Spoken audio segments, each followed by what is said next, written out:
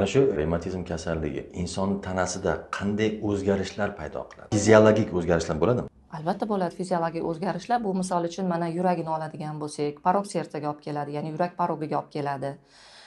Bo'g'imlarda bo'ladigan bo'lsa, bo'g'imlar deformatsiyasiga olib keladi. Ya'ni o'sha bo'g'imlar shishi, mayda bo'g'imlar, katta bo'g'imlarda shishlar, u yerdagi bo'g'imlarni distrofik o'zgarishlariga olib keladi. Ya'ni qiyshayib ketish. Qiyshayib ketish. Sodda qilib aytganda qiyshayib ketish. Endi qiyshaygandan keyin bu уже o'zini anatomik strukturasidan chiqib ketgandan keyin bu уже harakatlariga ta'sir qiladi. Yurak endi hammamiz bilamiz, porok sersa bo'lgandan keyin bu уже umumiy organizmga, nerv tizimiga ta'sir qiladigan bo'lsa, bu o'sha bizada beixtiyor harakatlarni boshqara olmaslik, ya'ni nervni nimalarimiz, korishoklarimiz zararlangandan keyin revmatizm bilan bu undan ham katta oqibatlarga olib keladi. O'sha harakatlarning cheklanishi yoki harakatlar muvozanatlarini buzilishi, boshqa kasalliklarga